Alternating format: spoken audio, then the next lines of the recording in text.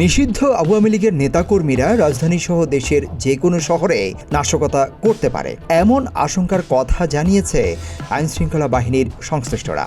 এমন প্রেক্ষাপটে নিষিদ্ধ দলটির নেতাকর্মীকে দেখামাত্রই গ্রেফতারের নির্দেশ দেওয়া হয়েছে। পুলিশের উচ্চ পর্যায় থেকে মাঠ পর্যায়ে এই নির্দেশ পৌঁছে গেছে।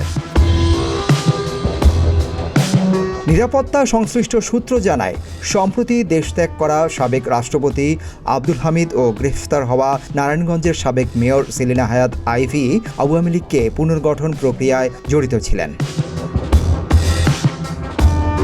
এদিকে নিষিদ্ধ সংগঠনের নেতাকর্মীরা যাতে কোনো ধরনের অপতৎপরতায় লিপ্ত হতে না পারে সেজন্য রাজধানীসহ সারা দেশে বাড়তি নিরাপত্তা ব্যবস্থা গ্রহণ করেছে পুলিশ। এরই মধ্যে পুলিশ সদর দপ্তর থেকে সারা দেশের range DIG, metropolitan police commissioner ও জেলার এসপিদের সতর্ক থেকে দায়িত্ব পালনের নির্দেশ দেওয়া হয়েছে। পুলিশের ঢাকা রেঞ্জের ডিআইজি রেজাউল করিম মল্লিক বলেন, পুলিশের ঢাকা এরিয়ার মধ্যে নিষিদ্ধ সংগঠন কোনো ধরনের কার্যক্রম করতে পারবে না। এই জন্য এসপিদের নির্দেশ দেওয়া হয়েছে, যদি কেউ করার চেষ্টা করে তাহলে তাদের বিরুদ্ধে ব্যবস্থা নিতে হবে। নিষিদ্ধ সংগঠনের কোনো কার্যক্রম ঢাকায় চলবে না।